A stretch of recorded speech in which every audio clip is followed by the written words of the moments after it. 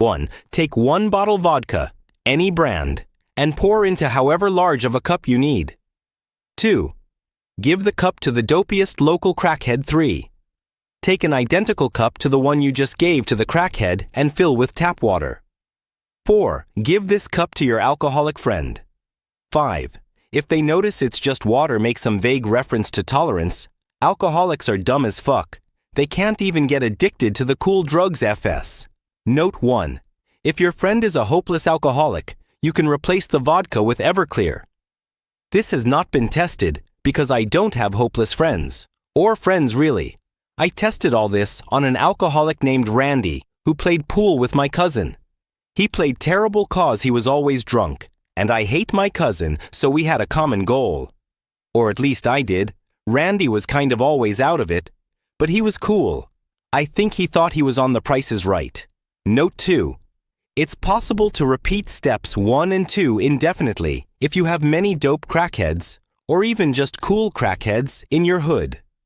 The only issue is you may run out of cups unless you are really into cups like my aunt, or, as she calls them, vases of inspiration. This has only been tested with 10 cups maximum.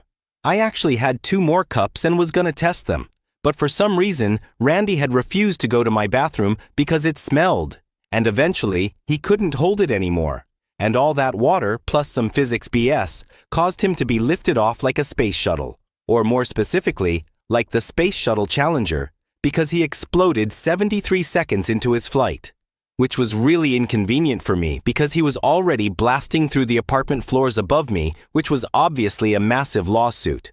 But then since he fucking died too, I'm looking at criminal charges apparently. Like damn, I was only trying to help him get off the booze and finally realize his potential in smacking my cousin in pool. I obviously didn't want him dead. I'm pretty sure dead people can only play pool slightly better than he could drunk, which ain't enough improvement quite frankly. If I wanted to kill him, I would have just given him the vodka so he would ignite or something and like burn all the evidence and shit. Note 3. If you do use this recipe kindly, do not credit me. Because long story short, crackheads can do some wild shit on vodka. Like I thought at worst, they would just die. Which is actually fine, cause the police are really bad at killing crackheads and making it look like an accident so they'll thank you for your service. I actually got one of them cool gold medals from a sergeant once for that. Sadly, it was only gold-plated and was actually mostly copper, which was a huge letdown cause I had just refiled my counterfeit penny machine. And if I knew I'd be getting some free copper, I wouldn't have gone. Though all that work and money, the underground copper trade is no joke. And it's crazy because last week I was all depressed because of the money I was spending on copper that I really wanted to spend on video poker. Regardless, you a true G, Mr. Sergeant. But yeah, as I was saying, you would think they would just die. But I guess they have livers of steel. No, something stronger than steel. Cause steel is pretty easy to bend in my experience. But of course that's not the common experience, as I am an uncommon man. So your millage will vary. But regardless, not all of them, but a significant minority will just drink the whole thing.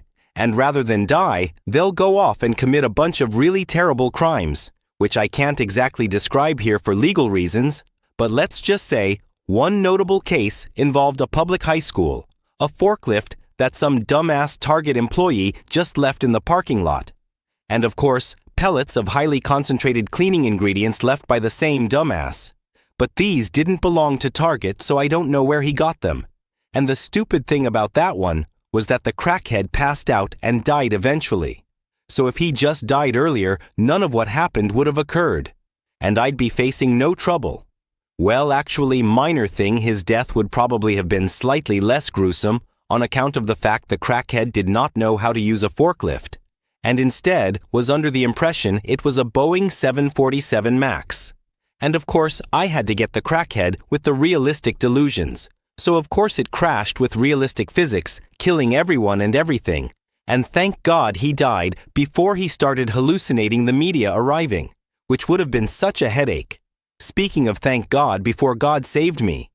There, I had been contemplating if God had abandoned me, which would have sucked, because then the God of every religion besides Islam would have abandoned me. Meaning I'd have to convert to Islam, And while I can get down with the executions and multiple wives and whatever, the bacon thing is just too much. Like seriously, who does this Allah guy think he is? God. Well, yes, of course, but there has to be limits to it. Surely no real God would create bacon and then ban it. That would be like the government in crack, which of course proves the government at least isn't God. But on a cosmic scale, the only real difference is that bacon isn't required for life. Just highly recommended so you're not lame as fuck. But this is beyond the point since Jesus saved me this time. Speaking of Jesus, all those incidents with the crackheads. Because for some stupid reason, this shit had to happen more than once. In fact, 23 times before I changed my address to some random bandshell in Arkansas to avoid their mail. Which I too at first thought was a dumb strategy. But the cops bought it and did raid it later, only to find a single unused saxophone from 1913, as well as the body of a man who they believe became trapped in the bandshell sometime during the First World War, and had to resort to eating the other instruments as sadly a very meaty hobo known to live in that shell was deployed in Europe a week before this took place. That's actually why the guy got stuck, they say, 'cause the hobo was worried about robbers and took his spare key with him. Anyway, I even got the Boeing 747 MAX guy's brother in one of the cases. But thankfully, this guy's delusions were all train-based, so there were no passengers in the imagined accident being. It was a freight train. And yeah, somehow the crash still happened, even though I'd think a forklift is quite similar to a train. But of course, crackheads are probably not the best conductors. Or, I guess that's what should have happened. But in this guy's delusions, an Amtrak that people were actually considering riding broke down, and the idiots who booked the Amtrak hitched a ride on the ill-fated freight train. Like hobos, but not hobos, 'cause they were all some 20-something yuppies from Austin. And so obviously they don't know the difference between an Amtrak and a freight train, and naturally assumed the exploding and screams of terror were a standard part of the ride. And that's just the people in the crackheads' delusions. I haven't even got into the real people who were at that school that day, which I can't really talk about yet, other than to mention offhand that there were more kids at the school that day. Because there was this dumb rumor that Kendrick Lamar would be performing during lunchtime as a result of the students earning enough superpower. Good boy stars, which was fact-checked by Snopes within 20 seconds. But kids be kids, you know. Anyway, due to all that shit, most of which I can't talk about if I want to keep my lawyer of the hour, who low-key sucks, the feds are after me 'cause they are trying to pin all this, every single case, however many there are, on me, which is all stupid. 'Cause how can the government expect me to understand crackheads when they haven't provided an instruction manual since 1943? Like, that's a serious problem. The cartels have to make their own manuals now, but they are all in Spanish, so I can't read it. And I wasted all my international minutes on hold with one cartel's HR department, which had terrible hold music, like some generic-ass royally free shit. They got off YouTube in 3 seconds, or more like 3 years, 'cause 3 Mexico, and it's like, you're the fucking cartel. Why do you want to play by the rules now? Murder is cool. But I guess they draw the line at the unauthorized use of any halfway decent song, but whatever. Speaking of Mexico, a great solution to this whole, I wasted my prepaid minutes thing, is just to have the US colonize Mexico. So it's no longer an international call, but I was kicked out of the UN building for proposing that despite explaining I didn't have money for a hotel, because apparently the world is so soft these days, we can't propose war anymore. What's the point of not having world peace if we can't propose war? That's like the whole reason I voted for the pro-war party, and they won the election by 1 vote. And I know the last vote was mine because I passed out in the booth and had to submit my vote a day late. And thankfully, this administration is very understanding with late work. Unlike a certain high school English teacher who refused my essay even though it was only a couple years late. That motherfucker really rubbed me the wrong way. Like dumbass. I wrote that thing faster than they wrote the Bible. That's already literally a biblical achievement. Cut me some slack. But that might not matter anymore, 'cause the feds are after me for the stuff crackheads did, not me. To be clear, I am not a crackhead. I only do crack up my ass, because unlike those idiots, I understand things about the world, and am therefore a proud crackass, which kinda sounds like Cracker Jack. Honestly, the flavors are quite similar, but all that might end soon cause they theoretically could lock me up in Atlanta. And I've heard those people are dumb, but maybe I just made that up. When I was having a huge crack shit, it's very easy for that to happen, because I imagine it would be hard to take a crack shit there, with the Atlantaness and all. I don't know, haven't tried it yet?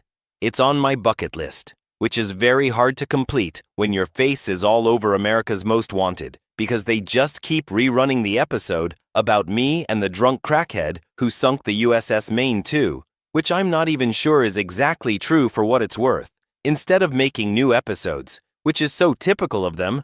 That exact shit happened to my friend too, even after he got arrested. So then the cops started arresting him from inside the prison, and now he's at least 14 prisons deep. Last I talked to him, they were running out of prisons, and were building a military camp in the current layer, and then having the National Guard watch him in the camp while they build the next prison layer. But that's hard, because the military camp is of course in a prison, so they need people from that prison's National Guard. But as he's the only prisoner this deep, he was basically trained to watch and arrest himself, which has been good for him, because he tries to turn off the TV episodes to avoid having to arrest himself, and so far, he has been getting past multiple reruns without arresting himself. So that's good, of course. But yeah, because everyone's looking for me, it's hard to accomplish my goals. Like I tried to eat everything on the McDonald's menu a few weeks ago, but the employees started chasing me for the reward money, because apparently McDonald's restructured wages so that employees end up owing the nearest statue of Ronald McDonald $20 at the end of each shift. But the real sad thing is, I don't even got reward money attached to my name. I did it first, but then the police chief really wanted to buy a fruit bowl, but was worried he wouldn't pass the cop check if he was discovered buying fruit instead of donuts on his card. So he stole my reward money to buy it, and is now just hoping nobody finds me. And honestly, it's that factor alone that has kept me free for so many weeks. I'm thinking of reaching out to him to blackmail, but I don't got enough magazines to make a spooky blackmail letter yet. So as of now, I'm just chilling. Magazines are really expensive. And so far, my only source of income since running away has been calling old people in India and running a tech support scam, which I'm pretty good at. But it's hard to profit because the Indian rupee low-key sucks. That. And when they don't have a computer, I have to make up technology to pretend to fix, which is most of the time. Anywho, I'm starting to understand why it's typically them calling us. But on the bright side, I am tapping into a new crime market, and I'm the only one on the scene thus far. Before the fucking Italians, for God's sake. Anyway, pretty much because of all that, and some stuff I'd like to talk about but can't, because then the multiple hitmen, who I'd like to believe have been hired to kill me because that is totally badass, will actually start looking, and not just pretending to be my taxi driver. Like I'd fall for that shit, as I've known my taxi driver since his conception. If anyone asks where you got the recipe, just say you got it from a guy named Richard behind whatever your nearest Walgreens is. There is always a guy named Richard behind every Walgreens, who does nothing important from what I gather. I think it's just a company policy that's he's there in case someone needs a Richard. And this works out great, cause then they'll all get arrested and mass confusion ensues, buying me time. They will eventually form a prison gang of Richards and come after me, of course, but I'll figure out how to avoid prison, so we good. And importantly, do not say you got it from a dick behind the Walgreens. The Walgreens dicks are the coolest, which is weird cause the dicks behind the CVS's are really, really bad. Like they all were the type to steal your Pokemon cards and sell them on eBay, and then convert the cash they got to Japanese yen, cause they are such fucking weebs. They would rather have currency they can't spend than holy Pokemon cards. Actually, they still do this, and I know cause I got 3 decks stolen by the same CVS dick over my lunch break, which is only 5 minutes, so that's like a great deck per second ratio. I did compliment him on the ratio, cause I'm not a dick, but the only reason I'm not suing his ass is because Judge Judy doesn't answer my emails anymore because she had family who died in one of the crackhead's global coup attempts. I forget which one, but it might have been multiple of them, because she filed a restraining order against me, and then another one against the lawyer serving me the papers, which has made the legal back and forth difficult. I think she's restrained half the global population by now, and they had to set up a new degree mill to get enough lawyers for this case, and that was before I went on the run. I assume it's crazier now. Anyway, the point is, CVS dicks are losers. Actually, now that I think about it, I could modify the recipe so that you give the vodka to a CVS dick instead. They would probably just die. And worst case, they just fuck up their mind and buy whatever the currency used in China is called for some useless project, and the government will execute them for being a dirty communist. At least that's what happened to me that one time I got super drunk, minus the execution part, because some lines at Whole Foods were running long, so they spared me on the condition I work there, which I did for about a minute. But this stupid woman had the nerve to ask me if we sold whole food at the store. And I said of course not. You wouldn't be able to chew it. If it was whole, we mash it up for you.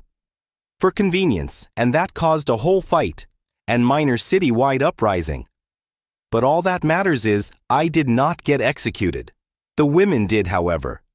But that was on some unrelated crap about taxes. Anyway, yeah, I'll just have you give the vodka to a CVS dick, and then I can just pin all the shit that has gone down with the crackheads on stupid people who read my recipe wrong. Like you, no offense. So, okay, forget most of everything I've said. I was never here. You are passed out. Just follow the recipe, but give the vodka to your CVS dick.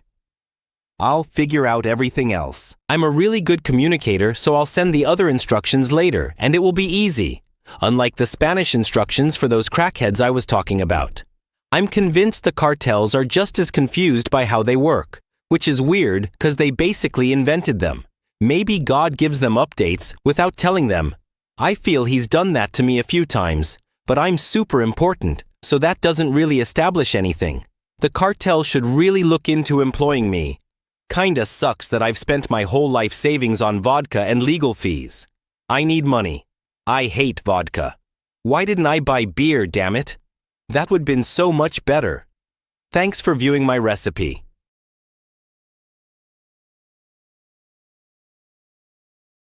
You son of a bitch!